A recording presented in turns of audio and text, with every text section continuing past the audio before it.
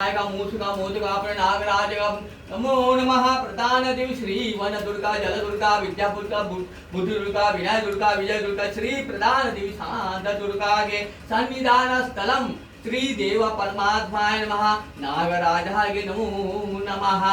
ओम श्री देव नागराजा अनंत नाभा कालिंगाय नमः कालाय नमः पद्मनाभाय नमः अनंताय नमः कर्कटकाय नमः ओम शेषनागाय नमो नमः।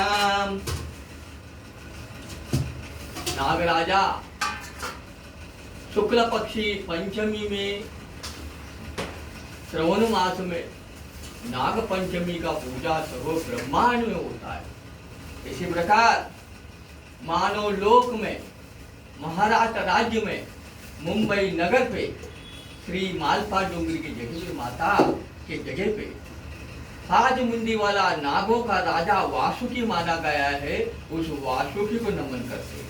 वासुकी आप ब्रह्मांड में मृत्यु लोक में भूमंडल में पृथ्वी में प्रकाश आज का दिन ही हुआ था। क्यों? सुकन्या करके 12 साल का एक लड़की गरीब ब्राह्मण की लड़की थी। गरीब ब्राह्मण का लड़की थी इसलिए उसका खाना पीना तकलीफ था। माता पिता भिक्षा लेके जंगल में लकड़ी लाके कैसा भी अपना जीवन को बिता सके। 8 पुत्र एक लड़की में 9 पुत्र का संतान और सुकन्या अंतिम पुत्री थी। इसलिए 8 भाई और सुकन्या ये गरीब जंगल के अंदर झोपड़ी में रहते थे। एक दिन क्या हुआ, माता पिता अपना कामों में गए, भाई लोग अपना बाहर की तरफ घूमने गए और छोटी सी बालिका सुकन्या घर में बैठी थी। घर में बैठी तो देखा तो गरुड़ सर आकाश में मंडरा रहा है, ये फिर रहा है, घूम रहा है। तो ये सुकन्या को डर लगा, ये ना वो गरुड़ आज मेरे घर के ऊपर क्यों आ रहा है। तो पता चला दरवाजा के अंदर एक नाग हमारे घर के अंदर आ गया। इस नाग भयभीत होकर चुप के अपने जगह को ढूंढ रहा था, कहाँ चुप जाओ, मेरे पीछे गरुड़राज लगा हुआ है। गरुड़राज लगा तो मुझे हत्या जरूर होगा, सब मैं क्या करूँ करके घर में घुस गया। तो सुकन्या ने देखा गरुड़राज घड़ी घड़ी देख रहा है और उसको मारने के लिए, तो सुकन्या ने दरवाजा बंद कर दिया और नागों को दूध पिलाया और उसका पालन पोषण किया और उसका रक्षा किया। पूरा दिन भर वो गुपचुप उधर ही बैठी रही और उसका रक्षा करती। जैसे रात हुआ तो नाग को बेच दिया। इसी प्रकार वो नाग रोज जाता था रात को और दिन में आके छुपता था। इस तरह का रोज आना जाना के समय में रोज नाग सोने के एक मुद्र अपना मुंह में पकड़ के सुकन्या को लाके देता था।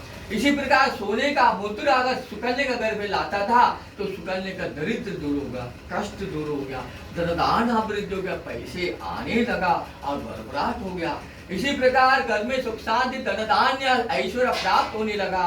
इसी प्रकार सुकन्या का रहस्य क्या है, भाइयों को थोड़ा डाउट आया, संशय कि मेरा बहन की छोटी सी बहन के हाथ में सोने की मुद्रा कहाँ से आता है करके उससे पूछताछ किया। तो उसने कहा मेरे को एक नाग ला के देता है और रात को बाहर जाता है और दिन में आता है। इसी प्रकार 8 भाई लोग ने सुबह सुबह सूरज उगने से पहले दरवाजे के बाहर ही बैठा और नाग का इंतजार कर रहा था। तो नाग जैसे आया तो ये लोग ने दरवाजा बंद कर उसको रोक लगाया, बोला जहाँ से तू नाग सोने का मुद्रा जो लाता है उस सोने का मुद्रा कहाँ से तू भंडार से लाता है वो हमको बताओ, हम सब साथ में जाके उसको सब एक साथ ले जाएंगे। तो नाग ने कहा मैं जिस जगह से अगर सोने की मुद्रा लाता हूँ वो नाग लोक से लाता हूँ। मानो लोक को वहाँ जाना मना है और एक बार चला जाए तो फिर से वापस नहीं आएगा। इसी प्रकार तुमको जगह पे मैं लेके जाने जैसा नहीं है, तुम्हारा जीवन को खतरा है, तुमको जान को खतरा है, इस तरह का वर्णन किया। तो भी भाई लोग ने नहीं सुना। उसको एक भाई ने चिपड़ में पैर रखा, दूसरा भाई आके उसका मुंह पे लाद दिया, जल्दी से बता नहीं तो तुझे इधर मार गिराएगा। इसी प्रकार नाग डर के मारा उड़ा, उधर से बाजू में डर गया और उसके पास उसको गुस्सा आया और आटू भाई को काट गिराया और उसका शरीर में विष प्रवेश हो गया। इसी प्रकार विष प्रवेश होने के कारण आटू भाई मुंह से उनका पानी निकल के उधर ही गुजर गए। इसी प्रकार नाग भी नहीं आया, भाई भी नहीं दिख रहा है। क्या बात है, अगर दरवाजा खोल के देखते तो उस आटू भाई मरा हुआ है। उनके पेट के ऊपर नागराज बैठ के देख रहा था सुकन्या को।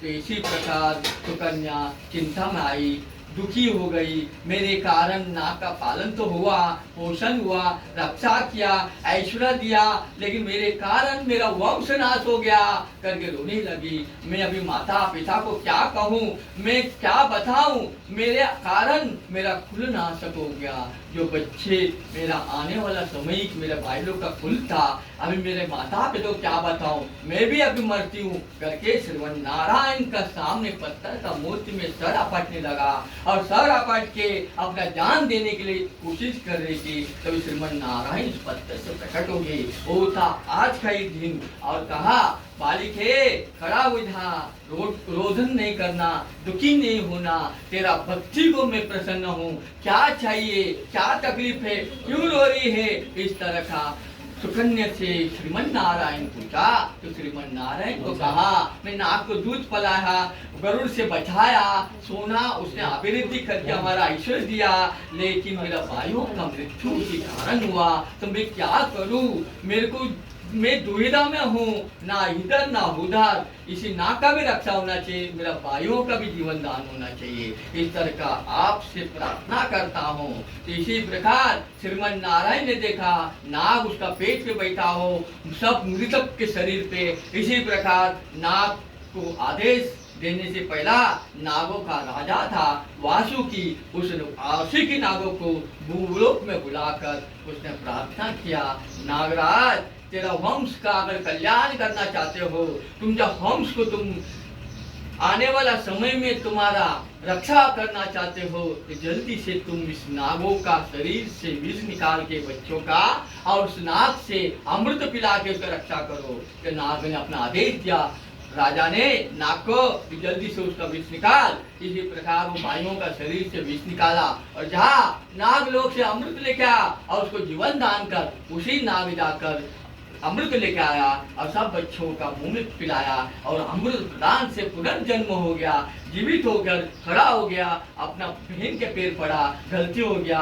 माफी चाहते, हमारे से गलती हो गया, हमने नाग को मारा था, हमने उसको उत्साह किया, इसी गुस्से से उसने कहा था, तो उसका भी गलती नहीं। आज तेरे कारण हमारे इधर कुलदेव प्रसन्न हो गए और वो साक्षात्कार दिखाई दे रहे, तो उसका पैर पड़ा। नागों का राजा भी भूमंडल में भूलोक में आए, इधर वासु के भी नाग भूलोक ने पैर पड़े। और ये प्रकार उसी समय में श्रीमन नारायण ने कहा कि आज का दिन शुक्ला पक्षी पंचमी श्रावण के महीने में जो भी नागों का पूजा करेगा उसका कुल अभिवृद्धि होगा, उसका घर में ऐश्वर्य प्राप्त होगा, धनदान प्राप्त होगा, वंश वृद्धि होगा, कोई प्रकार का तकलीफ नहीं आएगा, कोई प्रकार का रोग नहीं आएगा। इसी प्रकार श्रीमन नारायण ने आशीर्वाद दिया।